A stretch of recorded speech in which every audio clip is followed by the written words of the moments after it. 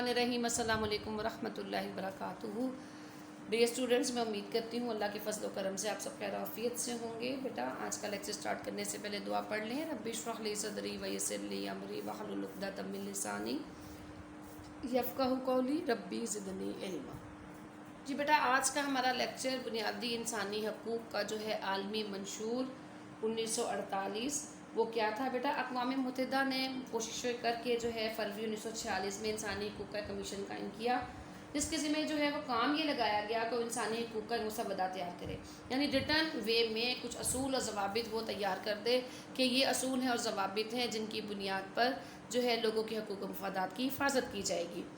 1948 में अक़वाम मुत्तहिदा की general assembly के सामने उन्होंने पेश कर दिया। कमीशन के सामने एक बहुत ही कठिन काम था, ये बहुत मुश्किल था ना, क्योंकि अक़वाम मुत्तहिदा के इस वक्त के 58 रुकन ममालिक में मजहबी रवायात, सियासी नज़रियात, कानूनी निज़ामों, इक़्तिसादी, समाजी और सकाफ़ती तरीके में बड़े इख्तलाफात मौजूद थे।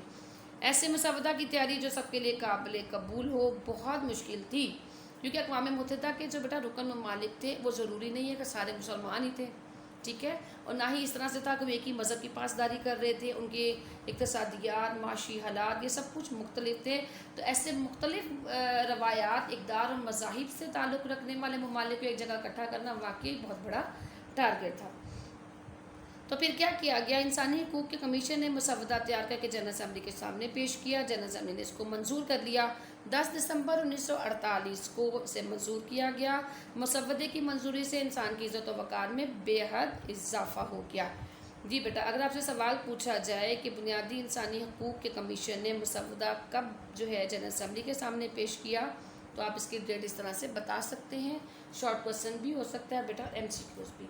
अब इंसानी हकूक़ के जो है आलमी मंशूर की अहम बातें क्या थी। नंबर 1, सब इंसान आज़ाद पैदा हुए हैं, हकूक़ और इज़्ज़त के लिहाज से बराबर हैं, इसलिए उन्हें एक दूसरे से भाईचारे का जो है हक़ हासिल होना चाहिए और सबको चाहिए एक दूसरे के साथ बिल्कुल इस तरह से सलूक करें जो एक शख्स दूसरे का भाई है।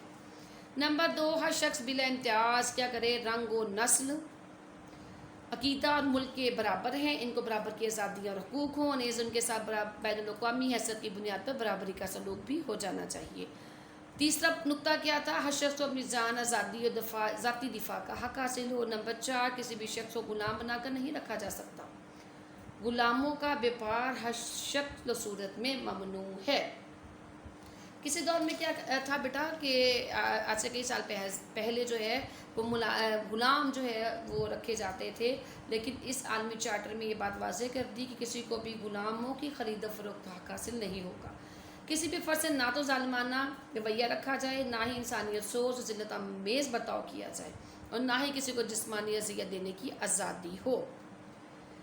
नंबर 6, हर फ़र्द को हर जगह उसकी शख्सियत को कानूनी तस्लीम करने के लिए जाने का हक़ हासिल है। तमाम अफराद को कानून की रोज़ से बराबर समझना चाहिए, हर एक को यकसा कानूनी दिफा का हक़ हासिल हो।